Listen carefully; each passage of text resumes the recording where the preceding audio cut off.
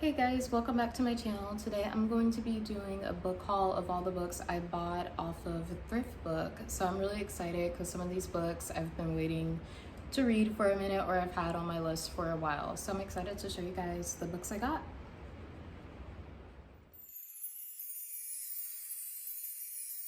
I was actually gonna save this and actually open it up while I'm on video, but I'm not that patient, so I just went ahead and opened them up anyway.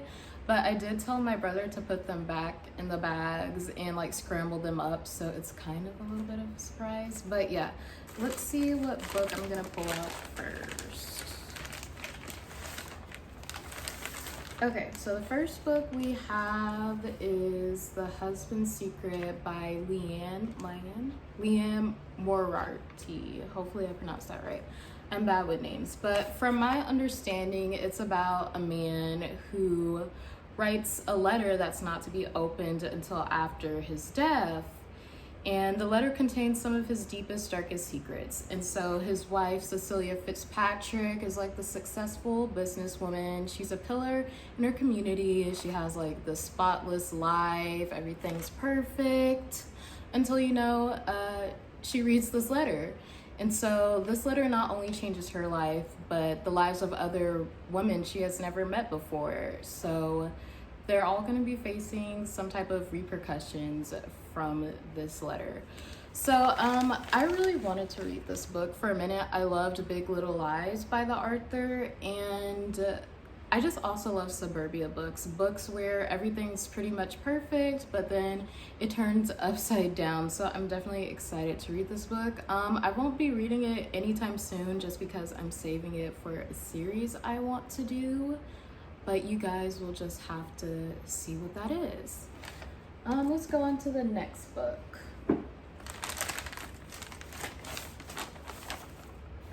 Okay, so the next book we have is Affinity by Sarah Waters, and I think the cover is just amazing. But no, this book is about a woman named Margaret who's recovering from a suicide attempt. So she starts visiting the women's ward of a prison, and so there she meets an inmate who's a spiritualist named Selena. And so at first Margaret is skeptical about her gifts, but as time goes on, she finds herself just fascinated by Selena, and she's drawn into this world of ghosts and spirits. Okay, so it has gay content in it, which I love. So anytime there's gay content, honestly, I'm gonna read it just because that's what I love.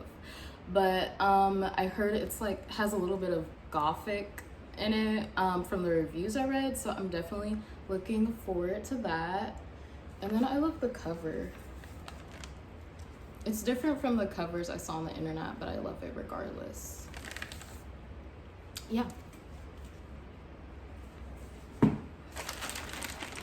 The next book we have is The Wife Between Us by Greer Hendricks and Sarah Pekanen, I'm guessing. I don't know. But this one didn't really have a clear cut synopsis because it's a mystery thriller novel. And so I think the synopsis was something what was it? Yeah, you will assume you're reading about a jealous ex-wife. You will assume she's obsessed with her replacement. You will assume you know the anatomy of this tangled love triangle. Assume nothing. So I've heard mixed reviews about this book, but I just want to go ahead and see it for myself. That's the type of person I am. I'll look at the reviews, and if they're mixed, then I'm gonna be these are one of the books I need to just read for myself. So yeah, I'm excited to read this one.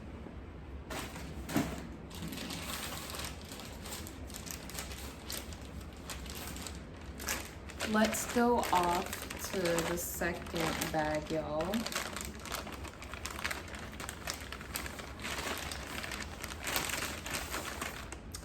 So the next book is the Immortalis.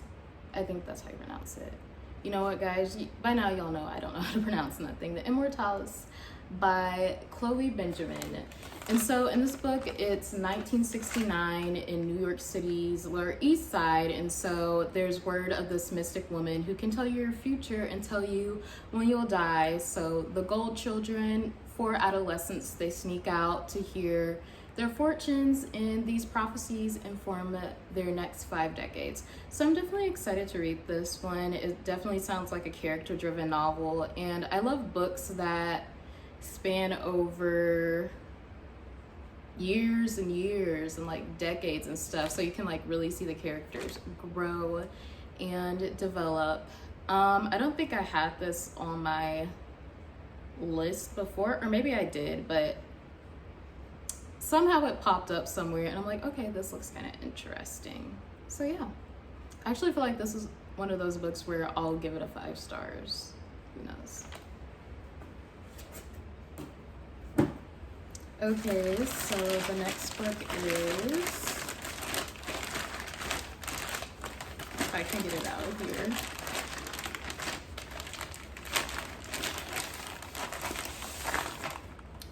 Where'd You Go, Bertinette by Maria Simple. Okay, so I've had this book on my to-read list for like years and years, y'all.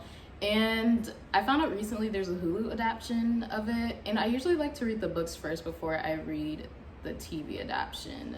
So yeah, this book is about a woman. I think the back of the book described her as like kind of an eccentric woman. She's a wife, a mother.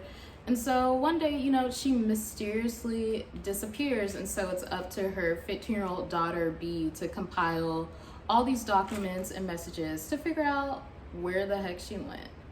So yeah, I love a good mystery, and I actually think I'll like this book. I'm looking forward to reading it. The next book is The Girls by Emma Cline. Okay, y'all, I'm so excited to read this book. I love things about cults. I mean, well, I don't love cults, but I love like the study of cults. I don't know if they have like a word for that, but I definitely love to learn about just a little bit about how cults function and how cult leaders prey on people who, you know, are vulnerable, and the leaders are usually charismatic and just very charming. But that being said, this is set in Northern California during the end of 1960s, and it's about a 14-year-old girl named Evie, and this is during the summer, by the way, but a 14-year-old girl named Evie who's lonely and isolated, and she sees this group of carefree girls in the park, and she's just fascinated by them. So she befriends an older girl named Suzanne, and then she's drawn into this cult where all these girls live on a ranch, and they worship this aspiring musician who's like their leader. So again, I can't wait to read this. I like cult-ish stuff. I read somewhere that it's based off of like the Sharon Tate and the Manson family murders. So I'm definitely kind of interested to see how this goes. Okay, next.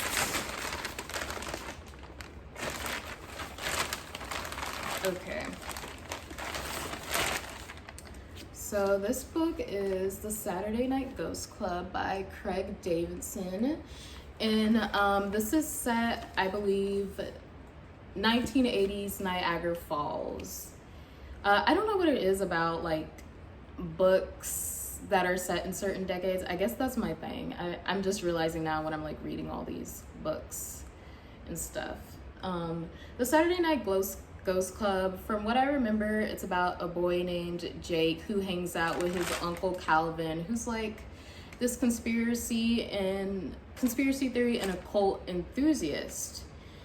And so the summer when Jake turns 12, he befriends a pair of siblings, and so his uncle Calvin decides to initiate them into the Saturday Night Ghost Club. And the Saturday Night Ghost Club is like first like a seemingly lighthearted project, but as time goes on, they start to uncover more and more sinister things.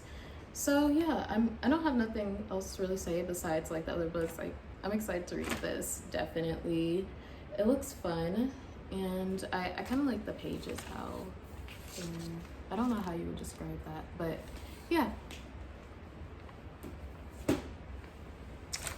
Next book, and I saw it before I pulled it out, but I absolutely love this cover. It's so beautiful. Sex and Vanity by Kevin Kwan. Now, I have yet to read Crazy Rich Asians, which I really need to do, but when I saw this book, I just had to get it, mainly because of the cover. Yeah, I mean, I read the synopsis, but the cover, wait, hold on. I got jumbled up. Okay, I'm saying I read the synopsis, but this cover just really spoke to me. So Sex and Vanity by Kevin Kwan is about a woman named Lucy Churchill who's half Chinese, half white, I believe. And so one day she goes on vacation to this beautiful island called Capri, and there she meets this man named George Zhao, and she hates everything about him. She doesn't like him, even though they share a few moments. Fast forward a couple years later, Lucy's vacationing with her fiance, and George just unexpectedly happens to be there, and she instantly feels drawn to him, and so she starts spinning this web of deceit as she tries to hide like all the stuff from her fiance and her family, and she tries to deny George entry into her heart. So yeah, looking forward to it. I think I saw maybe some 3-star reviews, but I'm definitely excited to read this book.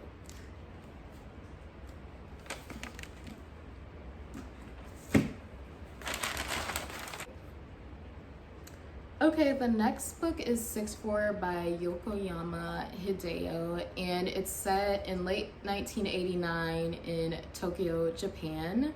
Again, with those decade novels, 1960s, 1970s, 1980s.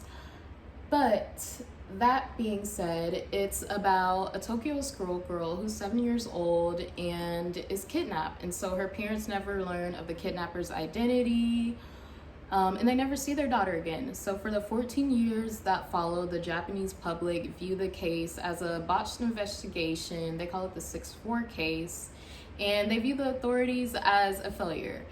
However, though, because you know there has to be a plot twist, in late 2002, a police officer attached to the police department in question with this case actually finds an anomaly in this case that, you know, threatens to turn everything upside down. So you guys, I absolutely adore Japanese novels. Well, I only read like 1 or 2, but from what I've read, they're really amazing, and I just find the writing to be absolutely fantastic. So I'm definitely excited to read this one. It's mystery, and I've kind of heard good things about this one, but I'm excited to read it. That being said, I hope you guys liked my haul of all the books I got off of Thriftbooks. It was a total of $9, I believe, and it cost me about $45, which isn't bad, so I'll definitely be buying more books in the future. That being said, don't forget to follow me on my Bookstagram, DearNila99. And that's also on Twitter too, and I'll also put my personal social medias down below and my Goodreads. But yeah, guys, be on the lookout for my other future videos. Bye.